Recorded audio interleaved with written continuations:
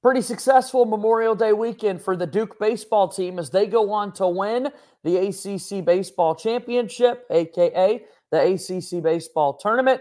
Duke softball, of course, punches their ticket to the Women's College World Series. Oh, we've got a lot to discuss here on today's episode of Locked On Blue Devils. Hi, everybody. Dick Vitale. Hey, make sure you listen, man, to Locked On Blue Devils with J.J. Jackson. He's awesome, baby. You are Locked On Blue Devils, your daily podcast on the Duke Blue Devils, part of the Locked On Podcast Network, your team every day.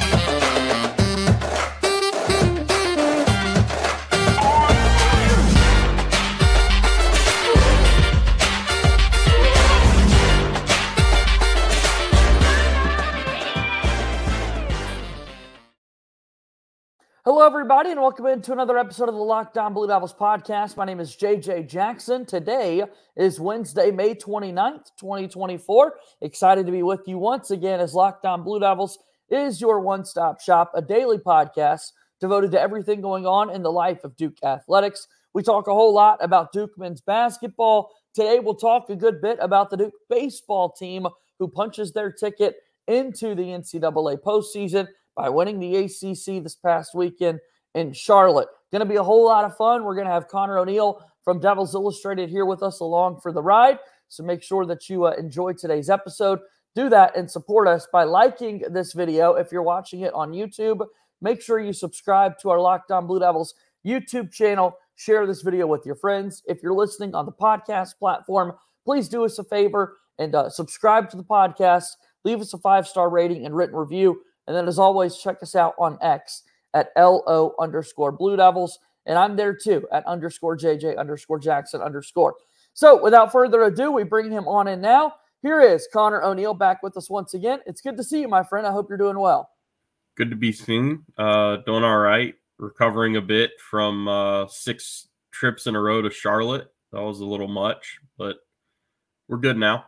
Yeah, you've got both Duke and Wake, obviously, making their postseason play start there in Charlotte, and Duke keeps winning throughout the course of the week and ultimately wins the whole thing.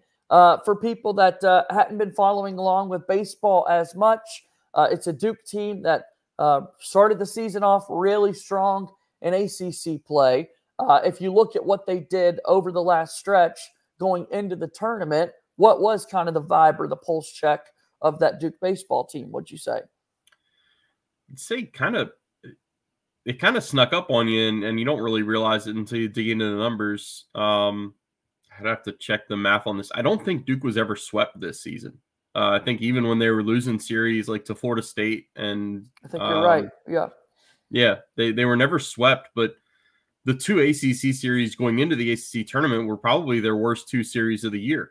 Losing 2 of 3 at Georgia Tech and then coming home and winning the opener against a Carolina team that wound up having the best record in the ACC and then dropping the last 2 games. So finishing 2-4 in the ACC over the last 2 weekends isn't going to make anybody really happy. You can get a lot happier though when you go run through Charlotte, win 4 straight, beat 2 teams that are hosting regionals this week with NC State and Florida State. It was a really strong weekend for Duke baseball. What is known about this Duke baseball team this season? Obviously, we've seen Chris Pollard there now for many, many seasons leading the program. They've had ACC tournament success. They've made it to regionals and that sort of thing. What has been known about this Duke baseball team this season? So the one place you have to start, and I'm actually trying to wrap up a story that'll probably be published before this comes out, is this team has absurd pitching depth. And as an expert on the matter, so having covered one team that went to Omaha, and that was 12 months ago with Wake Forest, you need pitching depth to win in late May and June in college baseball, and Duke has it in spades. They just won 4 games in the ACC tournament, and they didn't throw either one of their guys that is basically a starting pitcher. They got Andrew Healy back, and he gave them a really good start against NC State. Yeah, I think that's right. But they haven't had Jonathan Santucci for 3 weeks. He's a all-ACC first-team pitcher. He injured a rib while he was warming up for his start at Georgia Tech. And Chris Pollard had some great comments while we were in Charlotte about how that really threw them off because they didn't even really have time to react to the injury. Like, it was less than an hour before first pitch, and all of a sudden their starting pitcher has hurt himself in his warm-up and can't go. So they were without Kyle Johnson, who was their DH and is a two-way player and is a freshman. He's one that, like, you know, keep an eye on draft boards in 2026. But he's been really, really good. He was their starter when they beat Carolina and went 6 really strong innings against the Tar Heels. He's still DH'd in Charlotte, but they wanted to get him rest. They wanted to kind of slow down his workload. He just threw a season-high 6 innings. Like, that was more of pump the brakes on him. They're looking at getting both guys back. So you just went through Charlotte where you basically had one starting pitcher, and that was Andrew Healy, who got stretched out. Like, he had only been going 2 innings at a time. You won the ACC tournament basically with every game being a bullpen game, to now you're going to have that bullpen rested because it's so deep, because you have so many options out of that bullpen, and you're going to pair some starting pitchers with it that are really good. So that's why when you go on the gambling sites and that kind of thing, you see Duke as the kind of the odds-on favorite to win this regional. And I really think they have a pretty good shot at going to Omaha because of that pitching depth. Yeah, playing good baseball at the right time of year. The depth is certainly something that's important when it comes to pitching in the postseason. If we, just tuned in for the play this past week in Charlotte, another thing that was kind of known about the Duke baseball team, just from those games alone, Connor, is that if the ball was put in play, more times than not, it was going all the way over the fence. I mean, the home runs that we saw throughout the course of the weekend from Duke, one, were just power tower shots and unbelievable home run ability from the Duke team. Yeah, that lineup is scary when it's clicking on all cylinders, and you go down and look at it. The ACC Tournament MVP, Devin Obie, was 7 for 12, I think 8 RBI, 3 homers, had the huge home run that gave him some cushion and breathing room against, it was Miami in the semifinal game. And then had one of the 2 grand slams against Florida State that really put the game out of reach and let everybody start writing their story. Shout out and appreciative of that on my end. He bats 7th in the lineup. Like, that's how deep it goes. That's the kind of extension you get. Like, there's no let up, there's no breaks in that lineup. It's really impressive how it's been put together. Duke had to remake their entire infield. Their entire the go around the horn, everybody on the infield other than Alex Stone, if you want to count catcher as an infield position, everybody's a transfer. First baseman Logan Bravo is one of the Ivy League guys. I can't even remember which Ivy League. There's so many of them that come from there. Second baseman Zach Morris came from VMI. Wallace Clark came from where Duke is going this weekend. He came from Oklahoma. And third baseman Ben Miller, who was hitting over 400 for almost the entire season, came from Penn, I believe it was. He was really geared up during the selection show when Penn's name popped up as the Ivy League champs. But they had to remake their entire infield. But what you also get, you have all these grad transfers that are kind of, give the grown-ass man vibes. Like, they're on the verge of being professionals. Like, they're 22, 23 years old. They've been in college baseball a long time. Then there's a bunch of these freshmen in the lineup. Like, you've got AJ Gracia in right field, who, talking to people around baseball who do kind of prospect scouting and stuff, they already think he's going to be a first-round pick 2 years from now. He bats third. Like, he's a great number 3 hitter in a predominantly older lineup, and he's right there in the middle of it. And he's got a great. He doesn't extend the strike zone. He's got great power. There's also Chase Cruson in left field as a freshman. He threw out 2 runners at home in Charlotte. He's got, I think he's up to 5 or 6 outfield assists on the year. Kyle Johnson, I mentioned, is a freshman, two-way guy that bats at the bottom of the lineup. And then you work your way all around to, they have a catcher who comes off the bench and is needed sometimes in Macon Winslow, who's also a freshman. So Chris Pollard said something during the Charlotte run that I thought was really interesting. He mentioned that he had talked to one of his contacts in MLB offices, like one of the MLB personnel that came by, and he told him at one point during the year, like, Coach, I really like your mix of young and old. It's not a team that is all a bunch of older guys. It's not a team that's all a bunch of younger guys. It's got a good little mix of veteran and freshman. There's not all that much in between. When you find the in between is more in the pitching staff, but it's really a good mix of kind of balance in years and experience, and that plays well off of itself. Playing good baseball at the right time of year, exactly what you want to see from the Duke baseball team. Now they get set for the NCAA postseason. As we talked about, heading to the Norman Regional. Let's take a quick timeout, and then we'll be back to continue our conversation here with Conor O'Neill in just a moment on Locked On Blue Devils. Locked On Blue Devils here today is brought to you by our friends over at FanDuel. It's winner-take-all time in the NBA and NHL, and FanDuel's giving you a shot to bring home a win of your own. Did you win last night with the Minnesota Timberwolves fighting off elimination? We've got another NBA game coming up again tomorrow, and you can see all the lines and player props right now over at FanDuel. New customers get $150 in bonus bets with any winning $5 bet. That's $150 to bet on spreads, money lines, player props, and more. So go ahead and visit FanDuel.com/lockedon and make every playoff shot count.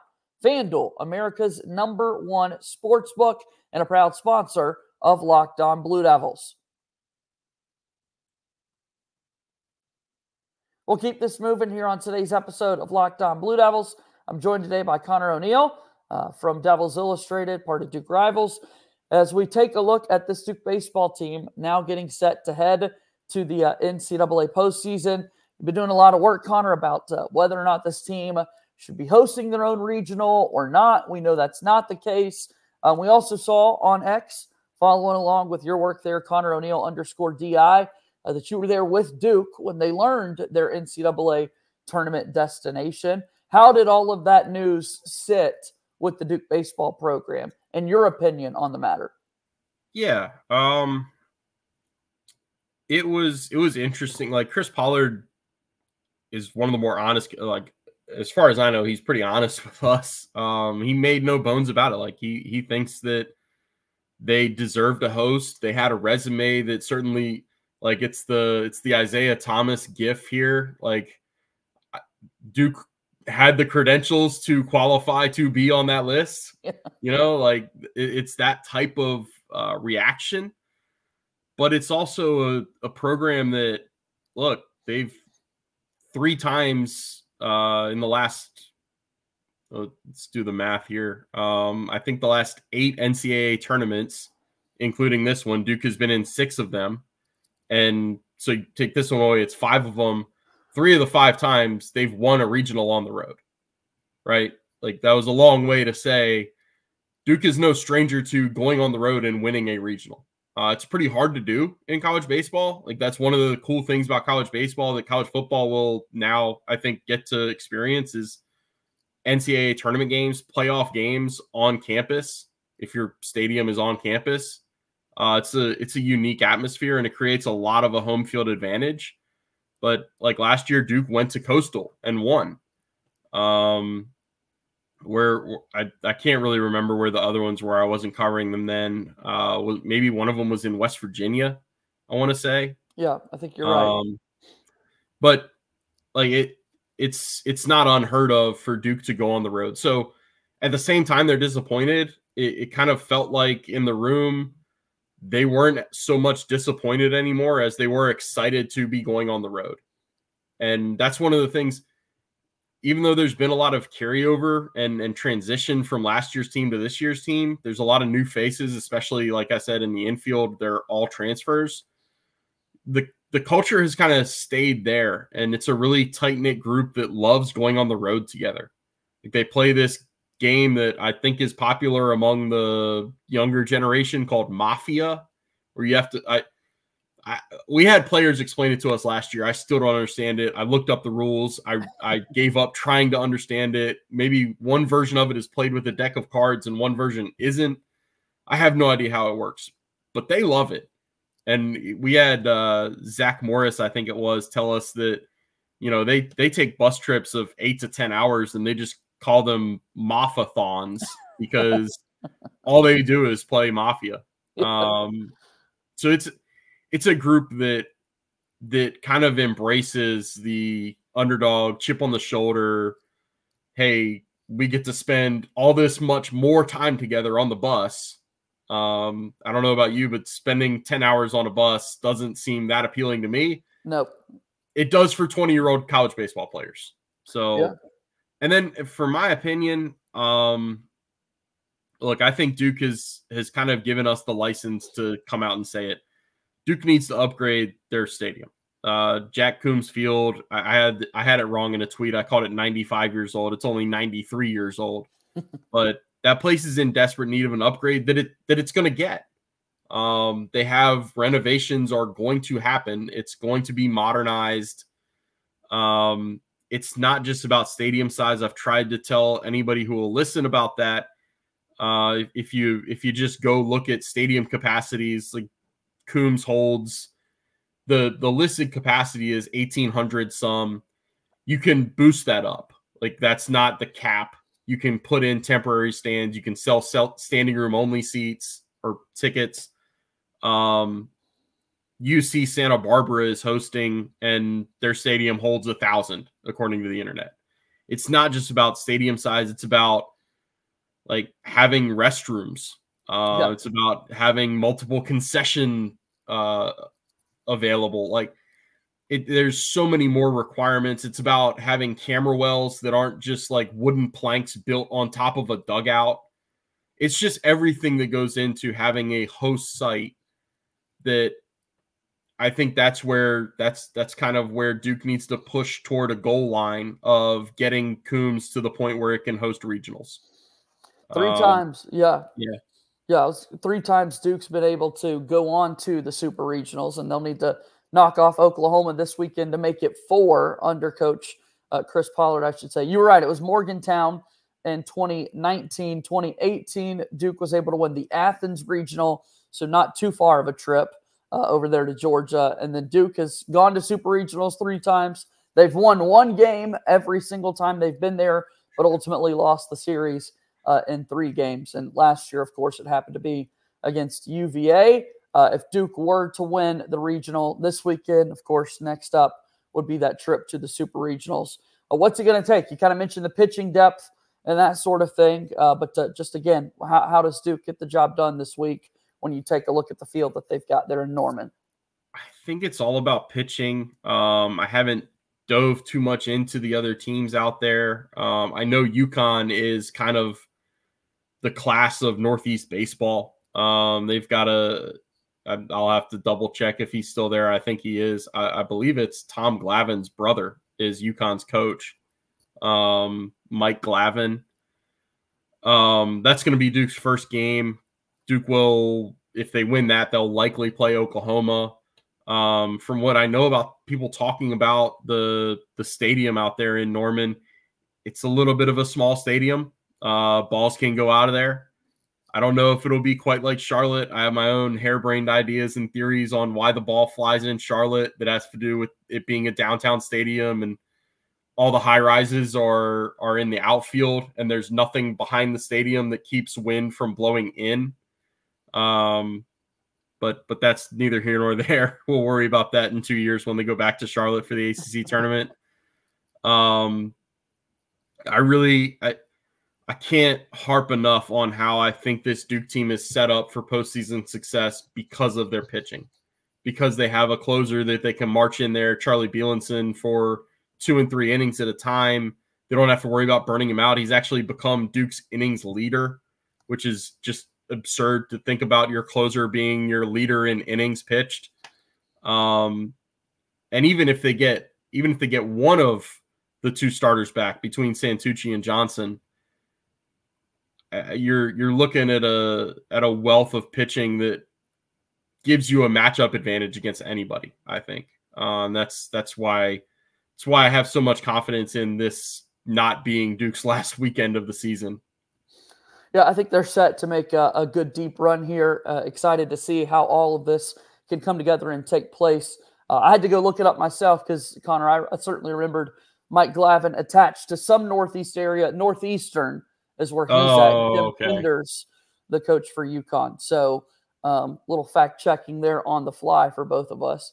So as we take a look at this Duke team getting set to head to the postseason, hopefully Super Regionals are in their destination. Let's take one more time out, and then we'll come back and start to wrap up this conversation today with our good buddy Conor O'Neill, who's joining us here on today's episode of Locked On Blue Devils.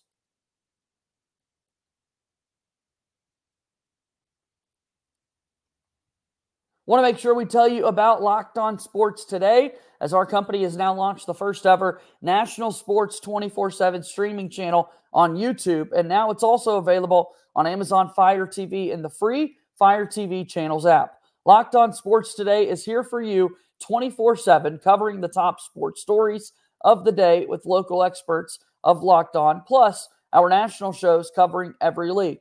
Find Locked On Sports today, now available on the free Fire TV Channels app. Locked On Sports today, also a great podcast that you need to make a part of your daily rotation. Make that your second listen here today.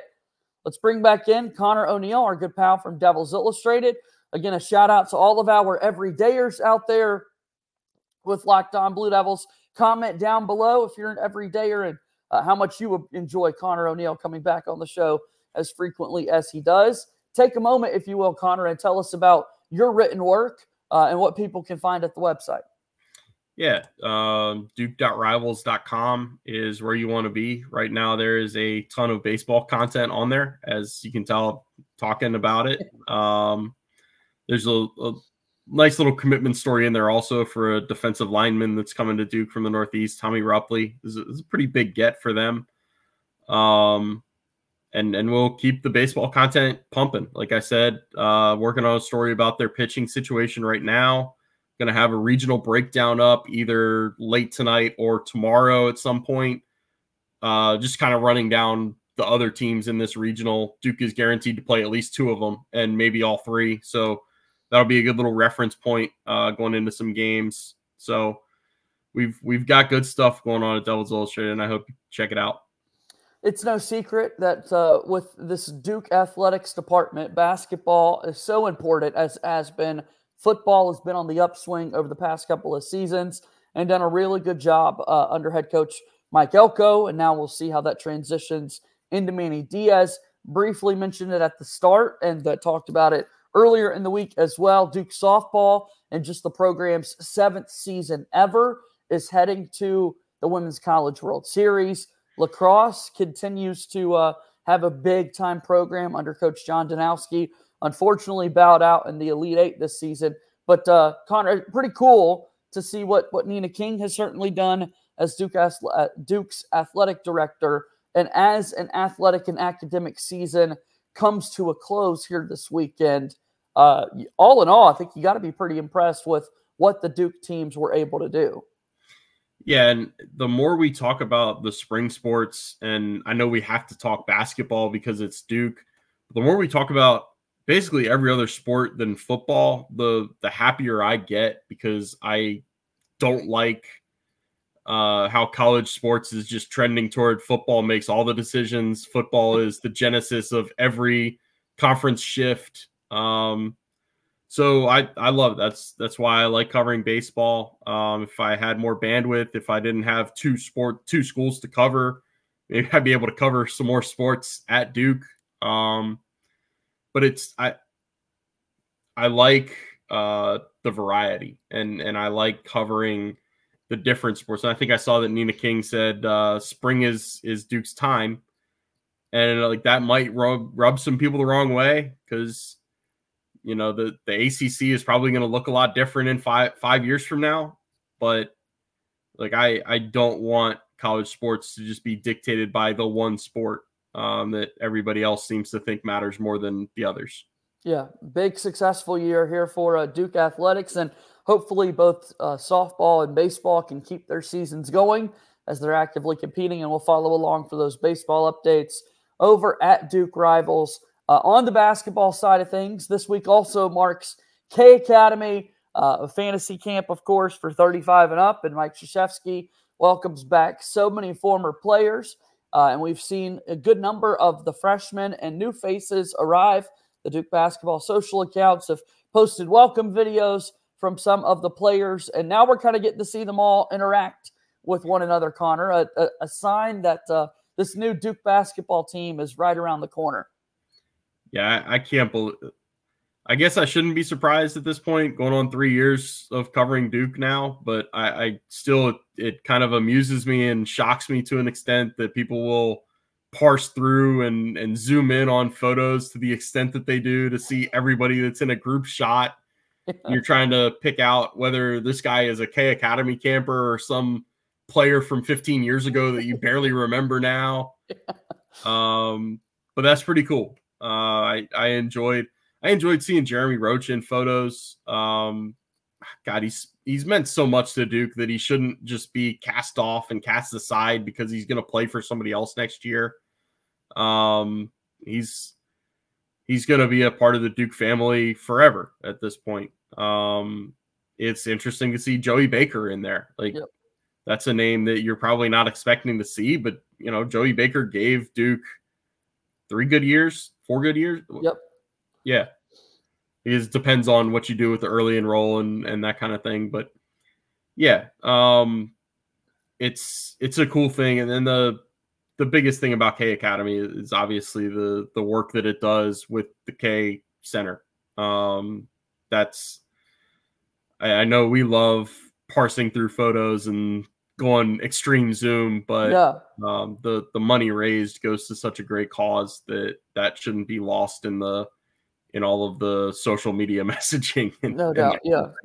Yeah. I'm guilty of doing the zoom on all the photos there. It is fun. Oh, I zoomed in this morning too. Yeah. You just, the former players coming back, and they call it the brotherhood, and it's pretty wild that you've got all of these faces. And for the freshmen that are just arriving on campus for the first time, how unique and cool that is, that's like your welcome. It's like, here's somebody from the 1980s, before you were even thought of, that played for Duke. And, you know, when Mike Krzyzewski had it running for 40 years, you were able to say that played for the same head coach that you're going to get the opportunity to play for. Yeah.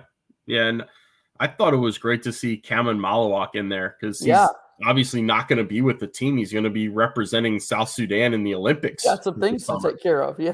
So, you know, it's good to just get him there. And I don't think he'd been back to Duke since his visit in January. So it's good to get him there. Like, say, hey, come on here. Here's this, here's that. Here's maybe your dorm room, like that kind of thing. Yeah. Yeah. That's a big part of this too. Good stuff as always. Connor, I really do appreciate the time. Again, we'll be following your work all along. One more plug, if you will, for the work that you've got.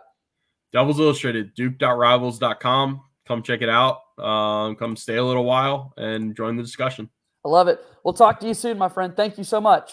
Thanks, JJ. All right, that's Connor O'Neill once again joining us here on today's episode of Locked On Blue Devils. A really great and insightful baseball conversation.